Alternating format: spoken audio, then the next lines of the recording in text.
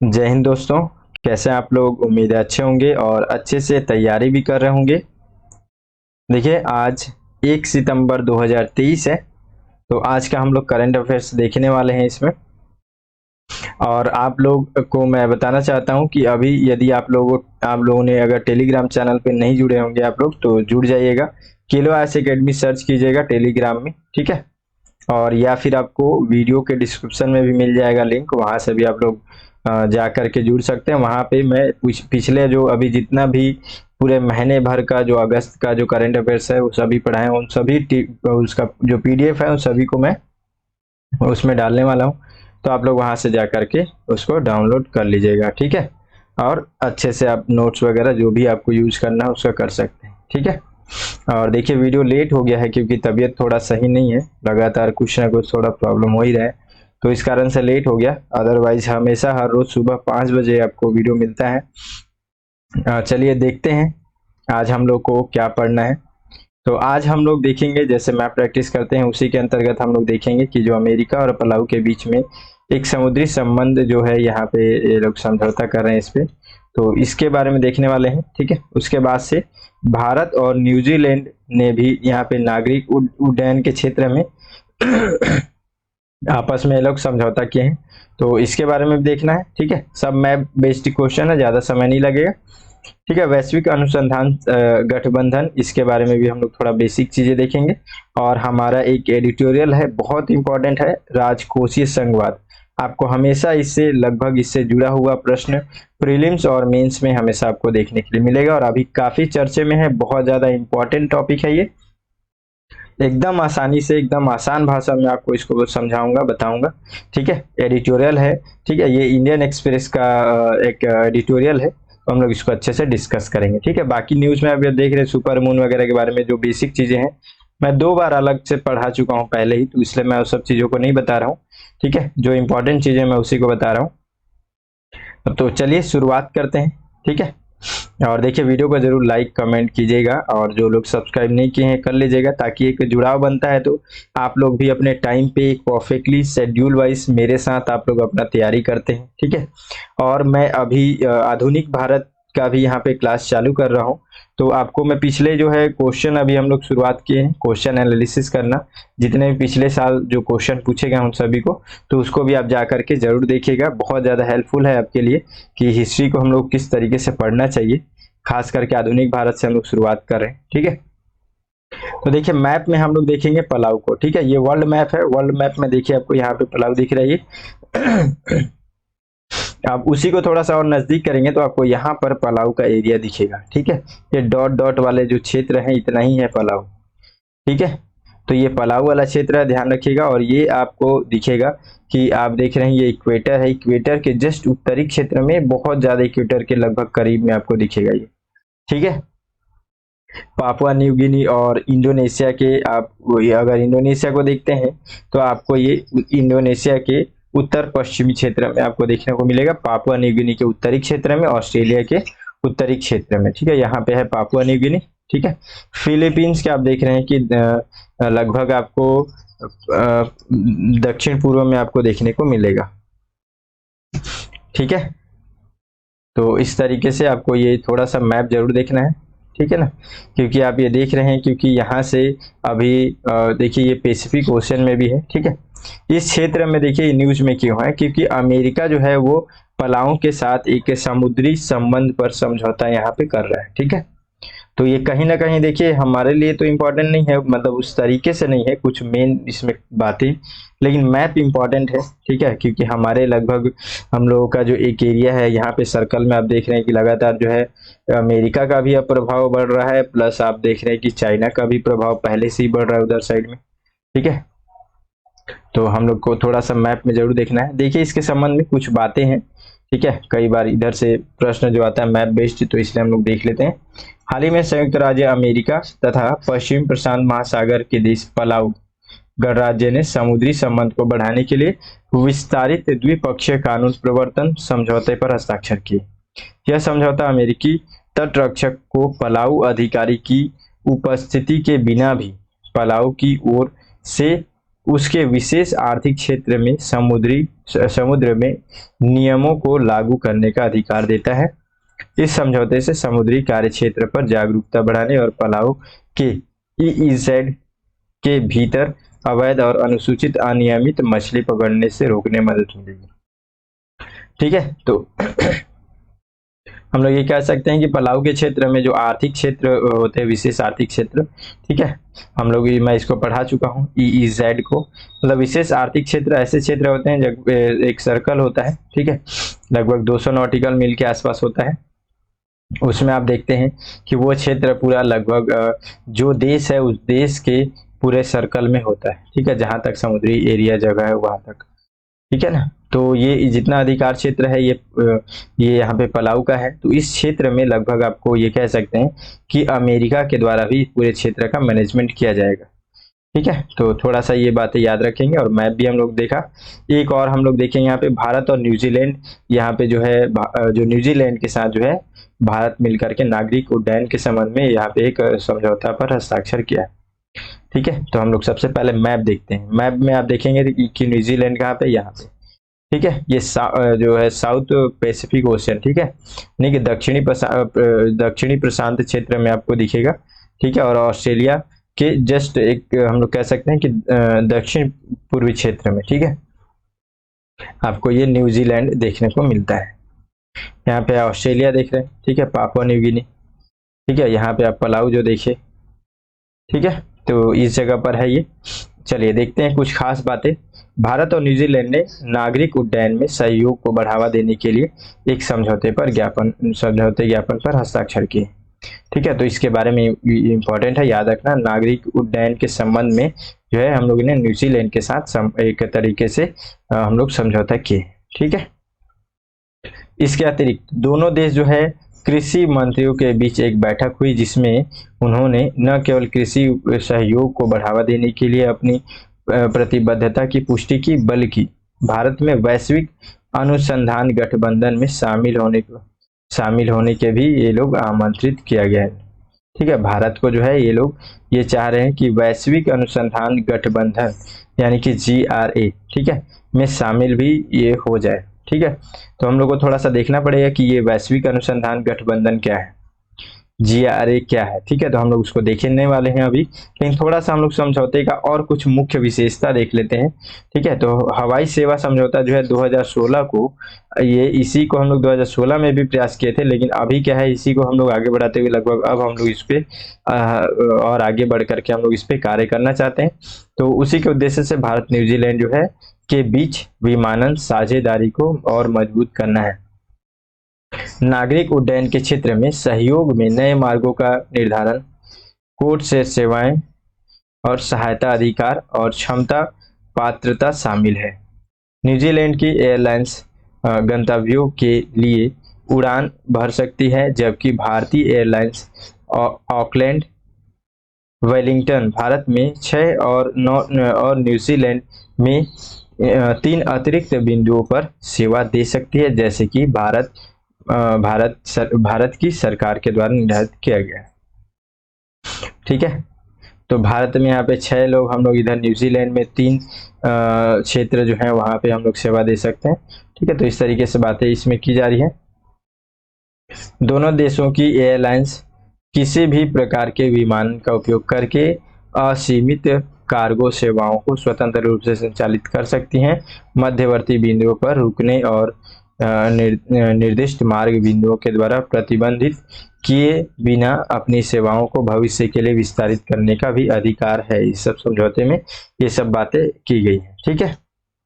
चलिए अब आगे हम लोग देख लेते हैं कि जो वैश्विक अनुसंधान गठबंधन क्या है। मोस्ट इंपॉर्टेंट है, क्योंकि भारत को इसमें जोड़ने का प्रयास किया जा रहा है, तो हम लोगों को इसको थोड़ा ध्यान रखना जरूरी है, ठीक है। तो GRA एक अंतरराष्ट्रीय संगठन है जो कि ग्रीन हाउस गैस उत्सर्जन में वृद्धि किए बिना अधिक खाद्य उत्पादन के तरीके खोजने के लिए देश को एक साथ लाता है। GRA को वर्ष 2009 में न्यूजीलैंड के द्वारा लॉन्च किया गया था और तब से इसमें 67 सदस्य देश शामिल हो गए हैं। GRA का लक्ष्य है कृषि उत्पादन प्रणालियों की उत्सर्जन तीव्रता को कम करना और मृदा कार्बन पृथक्करण कि उनकी क्षमता को बढ़ाना। तो देखिए इससे आप लोग नॉर्मली सीधा सीधा जो बातें हैं सब समझ गए हैं, इसमें आपको ज़्यादा कुछ समझाने की जरूरत नहीं है। बस मुख्य रूप से इस बात को याद रखिएगा कि जो ये वैश्विक अनुसंधान गठबंधन है, देख रहे कि कहीं से भी इसमें इस नाम से कुछ भी नहीं पता चल रहा हम लोग को कि आखिर ये किस बारे में है। तो यहाँ से प्रश्न जाने की बहुत ज़्यादा यहाँ पे आने की संभावना है। ठीक है, तो इसका मुख्य रूप से याद रखेंगे कि ये गठबंधन जो है वो कृषि से संबंधित है, वो भी सतत कृषि हम लोग कह सकते हैं। ठीक है, चलिए आगे। जीआरए का लक्ष्य है कृषि उत्पादन प्रणालियों की, ये हो गया। चलिए आगे। जीआरए 3 मुख्य कृषि उप क्षेत्रों पर ध्यान केंद्रित करता है, जैसे कि यहाँ पे धान चावल, फसल भूमि और पशुधन। यह इन्वेंट्री और राष्ट्रीय स्तर पर निर्धारित योगदान, मृदा कार्बन और नाइट्रोजन चक्रण, एकीकृत अनुसंधान जैसे कि यहाँ पे क्रॉस कटिंग गतिविधियों का भी समन्वय करता है। ठीक है, तो ये सब बातें, कुछ खास बातें जो वैश्विक अनुसंधान गठबंधन के बारे में थी। ठीक है, चलिए हम लोग उसको अच्छे से क्लियर समझ गए। अब हम लोग इस एडिटोरियल पे डिस्कस करने वाले हैं जो कि बहुत ज़्यादा इम्पोर्टेंट है। ठीक है ना, तो राजकोषीय संघवाद, ठीक है, मोस्ट इम्पोर्टेंट है, एकदम आसानी से समझेंगे, ज़्यादा इधर उधर कोई चीज़ की जरूरत नहीं है। ठीक है, देखिए संघवाद सबसे पहले क्या है, ये एक एडिटोरियल है, मैं बता चुका हूँ पहले इंडियन एक्सप्रेस का, और ये बहुत ज़्यादा जरूरी भी चीज़ें हैं, लगातार इस पे अब सरकार को काम भी, मतलब ये लोग एक तरीके से विवाद भी है और करने का भी एक चांसेस आगे चल करके इसमें बदलाव। ठीक है, तो देखिए यहाँ पे राइटर जो है इसके बारे में मेन रूप से क्या सोचते हैं कि जो राजकोषीय संघवाद है ना, इस पे थोड़ा सा हम लोग को एक पुनर्विचार करने की आवश्यकता है। क्यों? क्योंकि अभी तक हम लोग अगर जब से आज़ाद हुए हैं तब से अगर हम लोग देखें तो हमारे राजनीतिक स्थिति, आर्थिक स्थिति, ठीक है, आर्थिक स्थिति, वैश्विक संबंधों में आप देख रहे हैं कि व्यापारिक स्थिति, ठीक है, तो ये बहुत सारे ऐसे चीजें हैं। ठीक है, अब ये सब चीजों में हम लोग देखें कि जितने भी कर व्यवस्थाएं हैं उन सभी चीजों को भी अगर हम लोग देखें तो उसमें भी काफी आगे चल करके बहुत हद तक बदलाव हुए हैं। जैसे आप जीएसटी भी देख रहे हैं, तो ये सब चीजें जो परिवर्तन हुए हैं, तो हम लोग को चाहिए कि एक बार हम लोग थोड़ा सा अच्छे से विचार करें जो राजकोषीय संघवाद है उस पर। ठीक है, ताकि हम लोग उसको एक जो बेहतर तरीके से हम लोग को जो राष्ट्रीय संघवाद के अंतर्गत हम लोग जो कॉन्सेप्ट है उसको एक बेहतर तरीके से हम लोग उसका एक उस वैल्यू को भी हम लोग क्रिएट कर सकें। ठीक है, क्योंकि कहीं ना कहीं जो है हम लोग एक केंद्र सरकार, राज्य सरकार, जो क्षेत्रीय सरकारें हैं, हम लोग कहीं ना कहीं एक जो राजकोषीय संघवाद है उस पर खड़े नहीं उतर पा रहे हैं उन सभी को लेकर के। ठीक है, तो उसको संतुलन बनाने की अभी आवश्यकता है और इसी कारण हम लोग को एक बार फिर से पुनर्विचार करना चाहिए, राइटर ये कहते हैं। ठीक है, तो देखिए हम लोग आगे पहले समझते हैं यहाँ पे कि संघवाद क्या है। संघवाद एकदम नॉर्मल साधारण भाषा में क्या है संघवाद, तो संघवाद एक बड़े लेवल पे जो क्षेत्र है इसके अंतर्गत, ये एक क्षेत्र है, ठीक है, एक सरकार के अंतर्गत है, एक रूल के अंतर्गत है, लेकिन फिर भी इसके अंतर्गत कई अलग अलग और भी यहाँ अंदर में सरकारें हैं। ठीक है, अलग अलग सरकारें हैं जो कि थोड़ा बहुत, ठीक है, और थोड़ा अधिक भी कह सकते हैं कि अपने अपने लेवल पे उनको जितना एक तरीके से जितनी शक्तियां दी गई है उस लेवल पे ये लोग अपने अपने स्वतंत्र हैं। ठीक है, अपने अपने सभी स्वतंत्र रूप में ये लोग कार्य करने के लिए, अपना जो क्षेत्र है उस क्षेत्र में कार्य करने के लिए भी स्वतंत्र है। ठीक है, तो इन सभी के द्वारा जो है ये लोग स्वतंत्र भी हैं, लेकिन इन सभी पर एक नियंत्रण भी है। ठीक है, तो इस स्थिति को हम लोग कहते हैं यहाँ पे संघवाद। ठीक है, किसी भी तरीके से समझौते वगैरह की कोई बात ही नहीं है, ये सरकार की एक संघवाद की मतलब एक प्रणाली है। ठीक है, जिसके अंतर्गत इस तरीके से एक मुख्य रूप से सरकार रहेगी और उसके अंतर्गत भी सरकारें रहेंगी, अलग अलग स्थिति के अनुसार अलग अलग क्षेत्रों में विभाजित रहेंगी। जैसे हमारे में देखिए, अगर हम लोग उदाहरण के दृष्टि से देखें तो हमारे भारत के अंतर्गत देख रहे हैं कि एक नेशनल लेवल पे सरकार है, नेशनल लेवल पे आप सरकार देख रहे हैं, उसके बाद से अंदर में आप राज्य सरकारें देख रहे हैं। ठीक है, राज्य सरकार को अंतर्गत आप देखें कई ऐसे छोटे छोटे जो क्षेत्र हैं उसके अंतर्गत पंचायत ग्रामीण लेवल पे अलग सरकारें हैं। ठीक है, लेकिन ये सभी जो है अलग अलग नहीं है, सभी जो है सेंट्रल जो है सेंटर के ये लोग एक नियंत्रण में भी है, लेकिन किसी हद तक एक स्वतंत्र रूप से भी कार्य कर रहे हैं, लेकिन समझौते वगैरह नहीं, हमारे खुद कानून और हमारे संविधान के अनुरूप कार्य कर रहे हैं।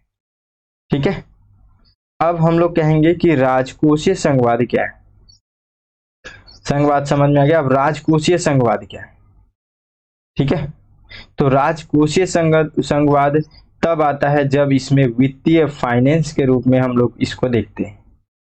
ठीक है, कि फाइनेंस के रूप में हम लोग किस तरीके से जो है अपने जितने भी ये निकाय के क्षेत्र हैं, सेंटर हो गया और बाकी सभी जितने निचले क्षेत्र हो गए, उन सभी पे बराबरी से हम लोग किस तरीके से जो है हम लोग उस चीज का बंटवारा कर रहे हैं, ताकि हर एक लेवल पे हम लोग अपने देश के क्षेत्रों का विकास कर सकें। ठीक है, देखिए इसमें कुछ खास बातें जो हैं उसको भी मैं यहाँ पढ़ के बता देता हूँ, ताकि और थोड़ा सा आप लोगों को अच्छे से क्लियर हो जाए। देखिए, राजकोषीय संघवाद को संघीय शासन प्रणाली में सरकारों की इकाई के बीच वित्तीय संबंधों के रूप में परिभाषित किया गया है। राजकोषीय संघवाद व्यापक सार्वजनिक वित्त अनुशासन का हिस्सा है।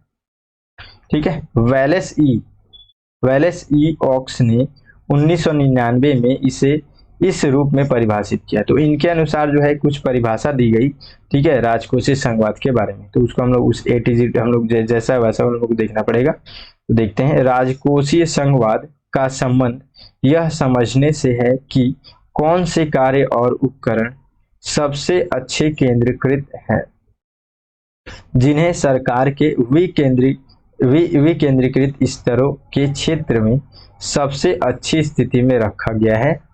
यह अवधारणा सरकार के सभी रूपों पर लागू होती है। ठीक है, एकात्मक, संघीय, सहसंघीय, राजकोषीय संघवाद सरकार के स्तरों के बीच सरकारी कार्यों और वित्तीय संबंधों के विभाजन से संबंधित है। ठीक है, तो मुख्य रूप से जो है इसमें अगर हम लोग देखें एक पॉइंट में, तो ये सभी जो है जितने भी सरकार के कार्य हैं उससे संबंधित वित्तीय संबंध है, उनके सभी का स्वतंत्र विभाजन है, उसी से संबंधित चीजें हैं, उसी को हम लोग एक तरीके से राजकोषीय संघवाद कहेंगे। ठीक है, चलिए अब हम लोग आते हैं कि भारत के अंतर्गत, ठीक है, संघीय प्रणाली के अंतर्गत मुख्य रूप से कौन कौन से घटक हैं।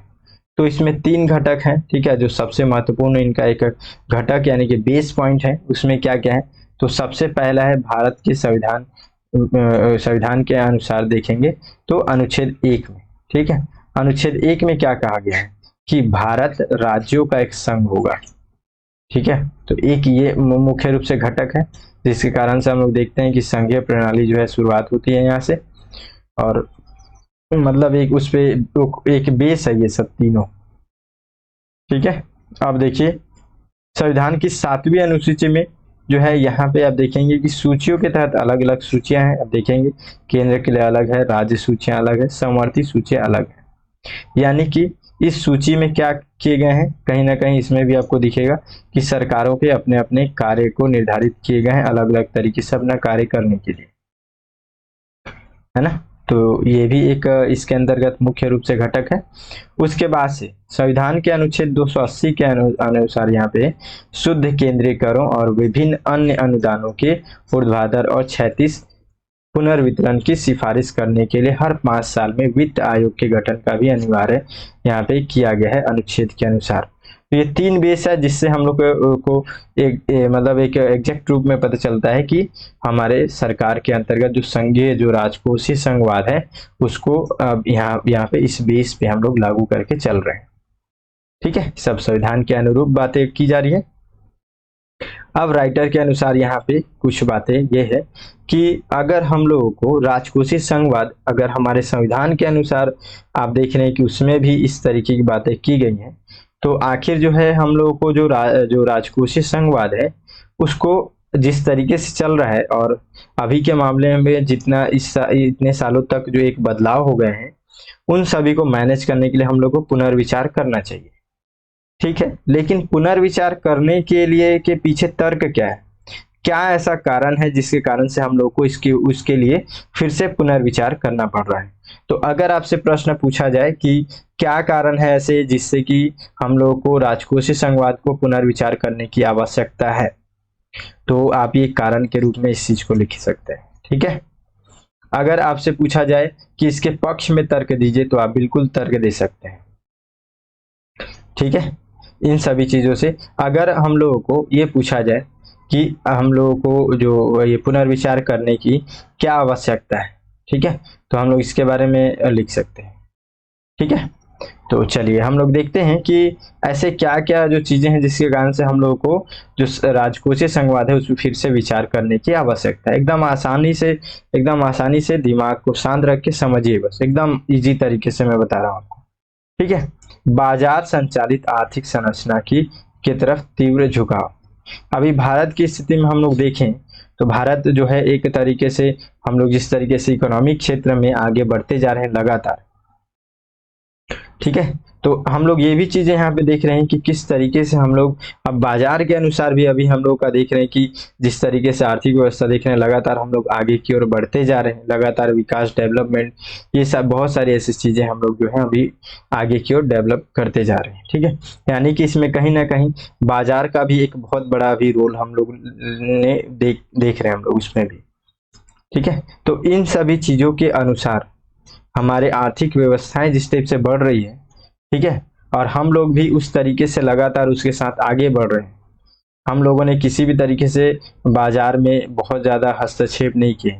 ठीक है, हमारे सभी तरीके के रूल है, सरकार अलग काम करेगी, ठीक है, निजी सरकारें अलग कार्य करेगी। तीसरे नंबर पे जो है ये भी चीजें हैं कि निजी जो है निजी जो कंपनियां हैं और सरकारें दोनों मिल के भी कार्य करेंगी। तो बाजार में यहाँ पे कहीं भी इस तरीके का कोई भी रोक टोक नहीं है, सभी चीजों को हम लोग अच्छे अपने हिसाब से इनको छूट दे करके चल रहे हैं आगे। तो इस क्षेत्र में हम लोग जिस तरीके से लगातार आगे बढ़ावा दे रहे हैं, तो ये कहीं ना कहीं इससे आवश्यकता ये भी है कि यहाँ से अब जितने भी रेवेन्यू जनरेट हो रहे हैं, ठीक है, वो कहीं ना कहीं जैसे अब शुरुआत में जिस तरीके से हम लोग संघवाद का कॉन्सेप्ट लेकर के चल रहे थे, तो शुरुआत में आप किसी भी तरीके से उतने विकसित नहीं हो पाए थे जितना कि अभी लेवल पे हो गए। पहले जितना बाजार का प्रभाव नहीं था जितना अभी हो गया है। तो इसके कारण से भी हम लोग को पहले ये बातें हैं कि जिस तरीके से बाजार अगर ऊपर लेवल की ओर बढ़ रहा है सरकार का, तो राजकोषीय जो संघवाद है यानी कि करों का जो आवंटन है, तो उसमें भी कुछ ना कुछ तो बदलाव किया जाना चाहिए ना, ताकि उसमें राज्यों को और जो क्षेत्रीय सरकारें हैं उनको भी मजबूत किया जा सके। तो इसलिए ये जो है हमारे लिए आवश्यकता है। उसके बाद से फिर यहाँ बोला जा रहा है 73वां 74वां संविधान संशोधन। इसके अंतर्गत देखिए क्या बातें बोली जा रही है कि जब 73वां 74वां जो संशोधन हो गया किया गया, ठीक है, उसके बाद से हम लोग को कहीं ना कहीं इस क्षेत्र में इससे क्या नया चीज हुआ, तो इससे क्या हुआ यहाँ पे कि हम लोग पहले दो स्तर था सरकार का, एक तो केंद्र और दूसरे राज्य, लेकिन जैसे ये 74वां 73वां जो संविधान संशोधन हुआ उसके अंतर्गत हमारे अब 3 लेयर्स बन गए, 3 सरकारें बन गई। ठीक है, छोटे लेवल पे भी एक सरकार यानी कि केंद्र, फिर राज्य, राज्य के अंतर्गत स्थानीय सरकार। तो अब हम लोगों को विचार ये भी करने की आवश्यकता है कि हम लोग एकदम परफेक्टली लेवल पे जो है केंद्र सरकार, फिर राज्य सरकार और फिर स्थानीय सरकार को मजबूत करने के लिए जो जितने भी वित्तीय व्यवस्था है उन सभी को बराबर बराबर कम से कम इनके अनुरूप कम से कम बांटे, ताकि हम सभी को एक साथ मजबूती प्रदान कर सके, मजबूत कर सके, आर्थिक रूप से विकसित कर सके। ठीक है, तो उस पे भी अभी 3 लेयर्स हो गए हैं, पहले 2 थे, तो अब हम लोग को इस पे इसलिए भी विचार किया जाना चाहिए एक बेहतर डेवलपमेंट को और आगे बढ़ाने के लिए, नीचे लेवल से पूरे ऊपर लेवल तक विकास को बढ़ावा देने के लिए। ठीक है, योजना आयोग को प्रतिस्थापित करके नीति आयोग की स्थापना। हम लोगों ने योजना आयोग पहले चल रहा था, हम लोगों ने यहाँ पे नीति आयोग ले आए, तो अब नीति आयोग और खुल करके अलग तरीके से जो है यहाँ पे डेवलपमेंट के लिए हर एक तरीके की योजनाओं पे बात कर रहे हैं। ठीक है, लेकिन हम लोग अभी तक जो है जो राजकोषीय संघवाद है, जो वित्तीय जो सेवाएं हैं, ठीक है, वित्तीय रूप से जो बाकी जितने भी हमारे केंद्र के अंतर्गत अब मतलब राज्य सरकारें और स्थानीय सरकारें जो हैं उन सभी पे भी हम लोग अभी तक जो है नीति आयोग आ गया है, उसके बाद भी हम लोग ने थोड़ा सा इस क्षेत्र में अभी तक उस तरीके से ध्यान नहीं दे पा रहे हैं। ठीक है, तो इसके कारण से भी हम लोग को चाहिए कि हम लोग राजकोषीय संघवाद पर फिर से विचार करें। ठीक है, ताकि जो नीति आयोग अभी चेंजेस होकर के नीति आयोग बना, तो उसके अंतर्गत भी हम लोग पूरे योजनाओं का लाभ वहां तक पहुंचा सके, ठीक है, फाइनेंशियल रूप से भी स्टेबल कर सके। उसके बाद से आता है राजकोषीय उत्तरदायित्व तो बजट प्रबंधन, FRBM अधिनियम। ये अधिनियम भी आया है, ठीक है। तो इस अधिनियम के अंतर्गत आखिर ये अधिनियम क्या है, पहले थोड़ा सा उसको देख लेते हैं, ठीक है। ये देश की राजकोषीय व्यवस्था में ये मेन चीज है, इसका मुख्य रूप से काम है कि अनुशासन के लिए, ठीक है, अनुशासन हो गया, सरकारी खर्च हो गया, ठीक है, घाटा हो गया, ये सब चीजों पे नजर रखता है, ठीक है। मतलब एक तरीके से राजकोषीय जवाबदेही और बजट प्रबंधन का एक तरीके से ये मुख्य रूप मतलब ये कार्य करता है, ठीक है। इसको 2003 में तैयार किया गया था और लगभग जुलाई के आसपास 2004 में इसको प्रभावी कर दिया गया, ठीक है। तो मुख्य रूप से ये एक तरीके से राजकोषीय और जो बजट है उसके प्रबंधन पे इसका मुख्य रूप से इसको उसी के लिए बनाया गया है, उसी पे कार्य करता है ये, ठीक है। तो ये सब चीजें भी लेकर के आए हैं। तो हम लोग अब अगर 3 लेयर्स हो गए हैं हमारे, ठीक है, जो यहाँ पे आप देख रहे हैं सरकार का, तो उस हिसाब से हम लोग ये सारी चीजों का प्रबंधन जो करें अब 3 लेवल पे करें, ना कि 2 लेवल पर, ठीक है। इसके अलावा और भी कारण हैं, ठीक है। मतलब कहीं ना कहीं आप देखेंगे कि वित्तीय जो मैनेजमेंट है उसमें भी आपको एक थोड़ा सा कमी देखने को मिलेगा, राज्य सरकारों में भी कमी देखने को मिलेगा। कैसे देखें, यहाँ पे आप देख रहे हैं कि अभी जैसे ये माल और सेवा यानी कि GST जो है, GST अधिनियम आया। अब GST के अनुसार से बहुत सारे ऐसे कर सेवाएं जो है चेंजेस हो गई, ठीक है। इससे क्या हो गया, इससे ज्यादातर अब जो आप देखेंगे यहाँ पे जो कर का आवंटन है वो अब केंद्र सरकार की ओर है। तो इससे भी क्या हो रहा है, राज्यों को इससे कहीं ना कहीं इकोनॉमी के रूप से डेवलपमेंट में भी वित्तीय जो जिस तरीके से एक यहाँ पे वितरण होना चाहिए वित्त का, उस तरीके से जो है पूरे राज्य सरकारों को नहीं हो पा रहा है, ठीक है। और ना ही जो स्थानीय लेवल पे जो सरकारें हैं वहां तक उनको मजबूत करने के लिए उस तरीके से यहाँ पे वित्तीय आवंटन किया जा रहा है। यहाँ तक के भी यहाँ पे बातें बताई जा रही है राइटर के अनुसार कि जो केंद्र सरकार है इसको 60% तक, ठीक है, रेवेन्यू जनरेट हो रहा है, रेवेन्यू इन लोगों को मतलब इनके अंतर्गत इनको प्राप्त हो रहा है, ये पहला, ठीक है। लेकिन ये लोग अगर पूरे खर्च को देखें, पूरे खर्च को अगर देखते हैं ये लोग, तो इनके पास केवल और केवल 40% का खर्च है। मतलब ये लोगों 60% तो पहले रिवेन्यू जनरेट हो रहा है, ठीक है, और 40% केवल इन सरकार का जो खर्च है वो हो रहा है, बाकी 20% ये लोग एक तरीके से यहाँ पे ये बच रहा है इनके पास, सरकार के पास, केंद्र सरकार के पास। तो और देखें अगर राज्यों में देखें तो राज्यों में देखते हैं कि कहीं ना कहीं सभी राज्यों को वित्तीय लेवल पे थोड़ा सा कमजोर रखा गया है। मतलब उनको जितना एक बराबर जो स्थिति होना चाहिए, एक अनुपात में होना चाहिए, उस अनुपात तक जो है राज्यों को भी यहाँ पे रेवेन्यू इनको नहीं मिल रहा है। यानी कि वित्त जिस तरीके से वित्त सभी राज्य सरकार को मिलनी चाहिए उस तरीके से नहीं मिल रहा है, ठीक है। और जो स्थानीय लेवल पे जो सरकारें हैं उनको भी वहां तक नहीं पहुंच रहा है। तो यहाँ जो है एक्स्ट्रा जो है जो बच रहा है उसका कम से कम प्रबंधन करें और आगे चल करके हम लोग जो है राज्य सरकारें और स्थानीय सरकारों को मजबूत करने पे भी हम लोग ध्यान दें।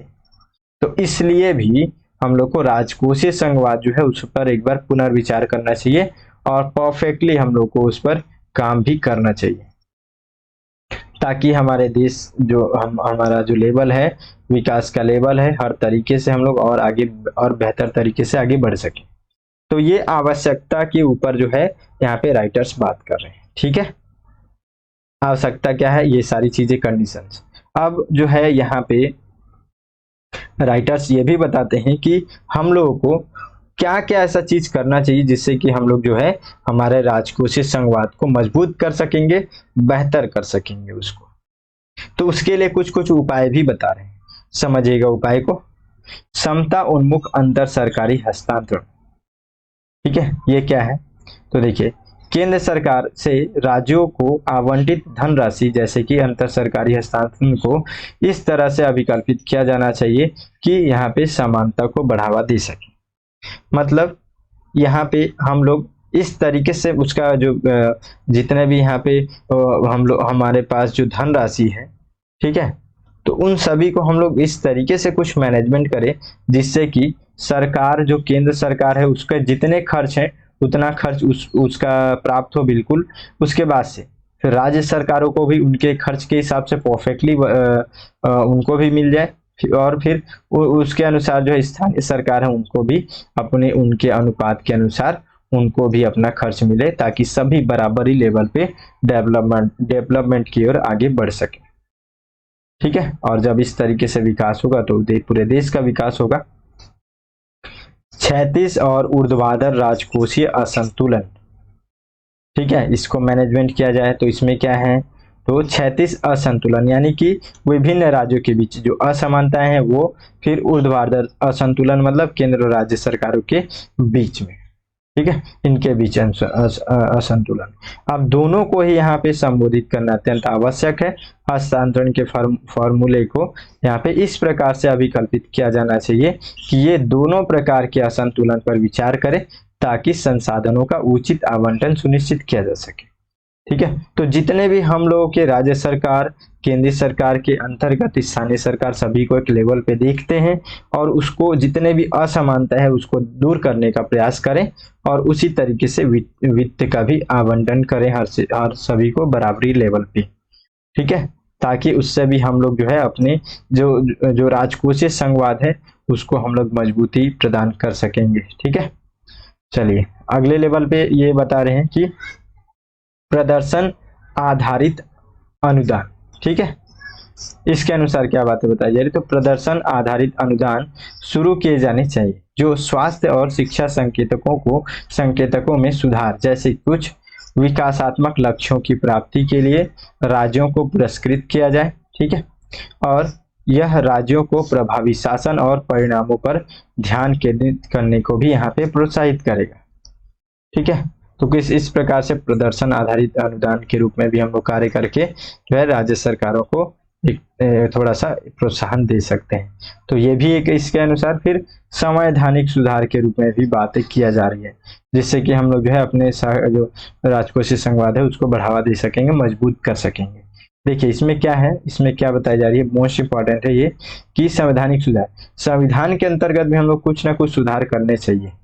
जैसे कि देखिए केंद्र और राज्य सरकारों के जो बीच शक्तियों उत्तरदायित्वों के विभाजन को पुनर्परिभाषित करने के लिए अनुच्छेद 246 और 7वीं अनुसूची का पुनर्विचार करना यहाँ पे प्रासंगिक होगा।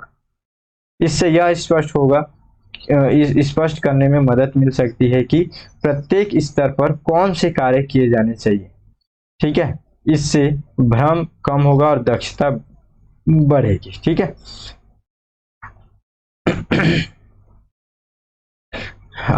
अब यहाँ पे देखिए क्या बताई जा रही है कि हम लोगों को संविधान के अंतर्गत, ठीक है, अनुच्छेद 246, ठीक है, और 7वीं अनुसूची, तो इन दोनों में हम लोगों को थोड़ा सा फिर से पुनर्विचार किया जाना चाहिए और सभी को बराबरी लेवल पे हम लोग को उसको लेकर के आना चाहिए। ठीक है, अभी मैं आपको 246 अनुच्छेद के रूप में थोड़ा सा मैं हिंट किया था, आप लोग जरूर फिर से एक बार इसको कमेंट करके मेरे को बताइए। आप लोगों को मैं देखना चाहता हूँ कितने लोग यहाँ तक वीडियो देखे हैं और प्लस आप लोग कितना जागरूक होकर के देख रहे हैं। 246 क्या है, इस 246 अनुच्छेद में क्या लिखा गया है, किसके बारे में बात किया जा रहा है, आप लोग एक बार कमेंट करके बताइए तो फटाफट। ठीक है, चलिए आगे बढ़ते हैं। अब यहाँ पे हम लोग को संघवाद को सुदृढ़ करने के लिए, उसको मजबूत करने के लिए कुछ और भी बातें यहाँ पे बताई जा रही, काफी इंपॉर्टेंट है। जितने भी टॉपिक्स मैं आपको बता रहा हूँ, जो टॉपिक्स कम से कम 5 से 6 टॉपिक्स याद कर लीजिएगा। देखिए स्थानीय सरकारों को सशक्त बनाना, इसी वर्ड से टॉपिक, ये हेडिंग से ही समझ में आ गया कि स्थानीय सरकार को हम लोग को यहाँ पे सशक्त बनाने की प्रयास की जानी चाहिए। ठीक है, ताकि वहां से भी एक लेवल पे धीरे धीरे करके जो है पूरे स्थानीय शासन, स्थानीय सरकार, फिर राज्य सरकारें और इस तरीके से पूरे देश पे एक प्रभाव पड़ेगा और हम लोग राजकोषीय जो यहाँ पे एक संघवाद जो है उसको भी हम लोग एक बेहतर और सुदृढ़ कर सकेंगे, फिर उससे हमारे पूरे देश का विकास भी होगा। ठीक है, सार्वभौमिक वित्तीय रिपोर्टिंग प्रणाली। यहाँ पे राइटर कह रहे हैं कि एक इस तरीके से सार्वभौमिक वित्तीय रिपोर्टिंग प्रणाली भी होना चाहिए, जिससे क्या होगा, देखिए आप कोई भी ऐसी चीजें हैं लगभग आज के डेट में आप देखते हैं कि यदि उनके एक निगरानी तंत्र के रूप में कुछ भी चीजें ऐसी रखी जाती हैं जिससे कि कहीं ना कहीं उसमें आपको फिर पारदर्शिता मिलता है, लोग कार्य ढंग से करते हैं, परफेक्टली करते हैं, क्योंकि उनको पता है कि निगरानी में है वो लोग। तो इन सभी चीजों में क्या होता है, पारदर्शिता धीरे धीरे बढ़ता है, जवाबदेही बढ़ती है, ठीक है। कुशल वित्तीय प्रबंधन भी यहाँ पे होता है, ठीक है, चाहे बेहतर तरीके से काम भी होता है क्योंकि निगरानी में उनको देख रेख हर चीज उनको देखा जा रहा है कि वो लोग कैसे काम कर रहे हैं, क्या कर रहे हैं। तो राइटर्स कहते हैं कि इस संबंध में जो है यहाँ पे वित्तीय संबंध में, ठीक है, हम लोग का जो राजकोषीय संघवाद है उसको बेहतर तरीके से चल रहा है कि नहीं चल रहा, उसके लिए एक अलग से निगरानी तंत्र भी बनाया जाना चाहिए, ठीक है। एक सार्वभौमिक वित्तीय यहाँ पे रिपोर्टिंग प्रणाली, इस तरीके से वर्ड का यहाँ पे यूज किया जा रहा है, तो इस तरीके से भी एक प्रणाली हम लोग को बनानी चाहिए ताकि जो है यहाँ पे जितने भी यहाँ पे वित्त से संबंधित चीजें कहीं ना कहीं जो है राजकोषीय संघवाद के अनुरूप कार्य हो रहा है कि नहीं हो रहा है, उस पर हम लोगों को पारदर्शिता बढ़ सके, ठीक है। एक वित्तीय यहाँ पे कुशल प्रबंधन मतलब हो सके, कर सके इसके लिए, ठीक है। उसके बाद से यहाँ पे बातें की जा रही हैं कि ये बहुत इंपॉर्टेंट है, ऑफ बजट उधार की यहाँ पे समीक्षा करना। तो ऑफ बजट उधारी, पहले तो ये क्या है, यही सब छोटे छोटे पॉइंट है जहां से यूपीएससी प्रश्न उठाता है, तो बहुत ध्यान से इसको आप यहाँ पे समझने की कोशिश कीजिएगा कि आखिर ये है क्या। तो देखिए सबसे पहले तो हम लोग इसको समझाता हूं मैं पहले, उसके बाद फिर आगे बात करेंगे और इसको ध्यान रखिएगा, ठीक है। देखिए यहाँ पे क्या बोला जा रहा है कि जो बजट ऑफ बजट उधार है इसका क्या मतलब है, ठीक है। तो इसका मतलब यहाँ पे ये है कि एक ऐसा उधार, एक ऐसा ऋण, ठीक है, जिसको जो है एक तरीके से जो है सरकार, केंद्र सरकार जो है वो सामने नहीं आती है, उसी से संबंधित, ठीक है, उसी के उसके साथ जुड़ा हुआ कोई ऐसा अलग से, ठीक है, मतलब यहाँ पे कोई अलग से सार्वजनिक संस्थान वगैरह हो गया, ठीक है, वो जो है ऋण लेती है कहीं से, ठीक है, केंद्र सरकार पीछे खड़ी है। मतलब एग्जाम्पल के लिए नहीं होता है, हम लोग दोस्त यार में क्या कहते हैं, जा भाई जा, व्यवस्था जो भी है अभी अभी हम लोग अगर किसी भी तरीके से अभी मतलब ऐसे बहुत सारे रील्स वगैरह भी देखे होंगे, क्या करते हैं हम लोग, अगर हम लोग को पार्टी वगैरह करना चाहे कुछ भी हो, दोस्ती यारी का बात है, लेकिन हम लोग यहाँ पे समझ जाएंगे इस बात को, ठीक है। तो कई दोस्त फिर वहां पे क्या करते हैं, अब किसी एक बंदे, अब पैसा नहीं है, ठीक है, अब ये लोग को पार्टी करने का भी शौक कर रहा है, तो ये लोग क्या करते हैं, किसी एक दोस्त को उसकाते हैं, ठीक है, बर्थडे में ज्यादा देखने को मिलेगा।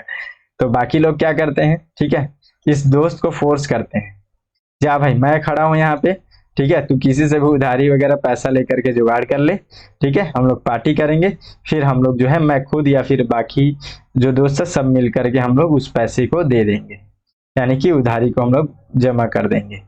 तो ये जो है इसका दोस्त जो है भावुक होने के बाद से फिर ये क्या करता है, उधारी वगैरह लेकर के आता है, व्यवस्था करता है, और फिर इसको ये लोग ले लेते हैं और फिर खूब पार्टी करते हैं, मजे करते हैं, फिर अगली बार से फिर भूल जाते हैं और ये बेचारा जो है परेशान होते रहता है, ठीक है। तो कंडीशन यहाँ पे वही हो गया, समझ में आ गए।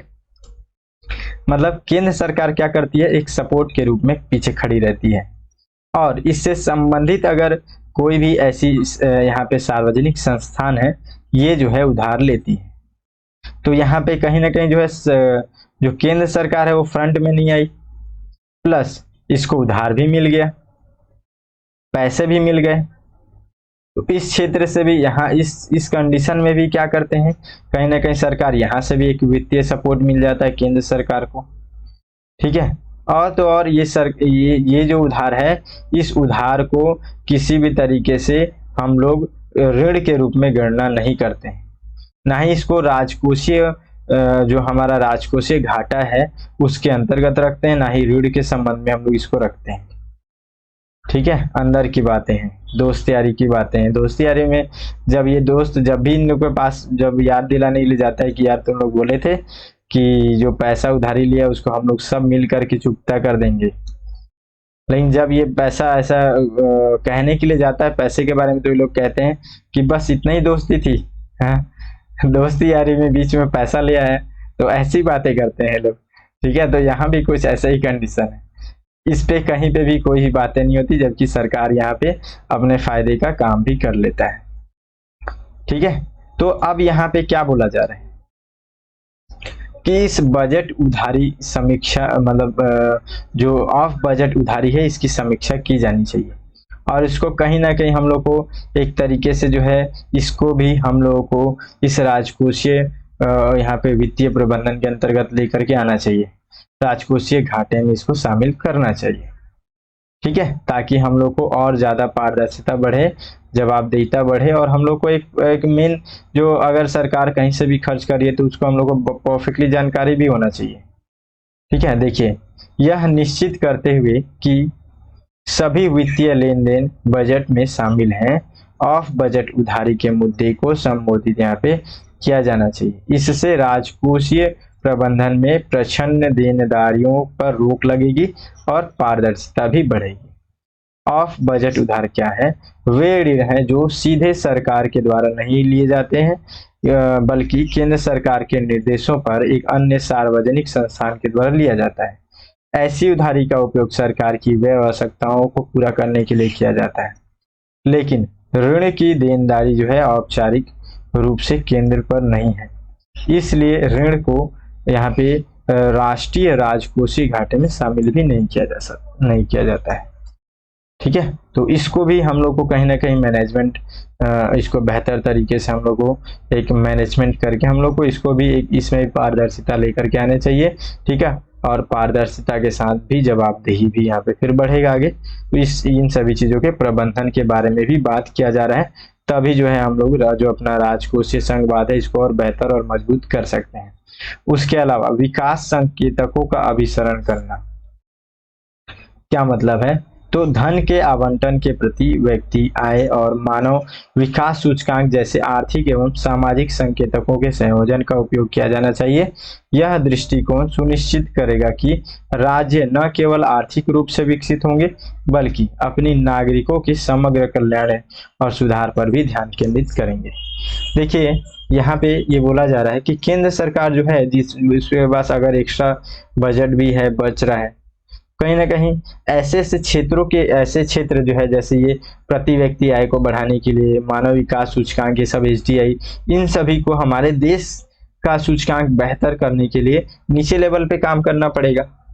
तो इसके लिए भी एक अलग से जो है केंद्र सरकार को सभी राज्यों के लिए, स्थानीय सरकारों के लिए आवंटित किया जाना चाहिए धनराशि, ताकि वो लोग परफेक्टली उस चीज पे काम कर सकें, और फिर धीरे धीरे इस तरीके से करके हम लोग लगातार जो है हमारे नागरिकों का एक तरीके से बेहतर कल्याण कर सकेंगे, जिससे कि हमारे जितने भी इस तरीके से प्रति व्यक्ति आए इसमें वृद्धि होगी, प्लस मानव विकास सूचकांक जो है वो भी बेहतर स्थिति में आएगा। ठीक है, तो ये भी एक बात इससे की जा रही है। उसके बाद से राजकोषीय उत्तरदायित्व और बजट प्रबंधन अधिनियम, अभी मैं बताया था इसके बारे में। तो इसमें बोला जा रहा है कि केंद्र और राज्य दोनों सरकारों के लिए FRBM अधिनियम के प्रावधानों को रेखांकित किया जाना चाहिए, ताकि वे अपनी विशिष्ट राजकोषीय स्थितियों को समायोजित करते हुए राजकोषीय अनुशासन बनाए रखें। ठीक है, उसके बाद से कर शक्तियों का हस्तांतरण, क्या मतलब है इसका? तो राज्यों को कराधान पर अधिक लचीलापन और नियंत्रण प्रदान किया जाना चाहिए, जो उन्हें उनकी स्थानीय आर्थिक स्थितियों एवं प्राथमिकताओं के अनुसार राजस्व उत्पन्न करने में सक्षम बनाएगा। ठीक है, नियमित समीक्षा और संवाद, राजकोषीय मुद्दों, नीतिगत चुनौतियों और राजकोषीय संवाद ढांचे में प्रभावित सुधारों पर चर्चा करने के लिए केंद्र एवं राज्य सरकारों के बीच नियमित समीक्षा और संवाद के तंत्र स्थापित किए जाने चाहिए। ठीक है, तो ये नियमित समीक्षा और संवाद के बारे में भी यहाँ पे बोली जा रही है। ठीक है, तो इस तरीके से हम लोगों ने क्या क्या देखा इसमें कि एक तो है सबसे पहले कि जो है जो राजकोषीय संघवाद है, इस ये जो विचार चल रहा है अभी न्यूज में, वो आखिर पहले है क्या, फिर उसको क्यों ऐसा हो सकता है कि हम लोग उसके ऊपर विचार करें, इसको भी देखें। फिर हम लोगों ने ये भी देखा कि उसको मजबूत कैसे कर सके। ठीक है, तो यहाँ से एकदम संभावना है प्रश्न आने की। अच्छे से आप समझ गए होंगे, नहीं समझे तो एक बार और अच्छे से समझ लीजिए, फिर से एक बार बस अच्छे से क्लियरली समझना है आप लोगों को। ठीक है, चलिए अब हम लोग देखते हैं प्रश्न किस तरीके से संबंधित जो प्रश्न है इससे कैसे बने हुए हैं, क्योंकि ये प्रीलिम्स मेंस दोनों के लिए इंपॉर्टेंट है। देखिए प्रश्न,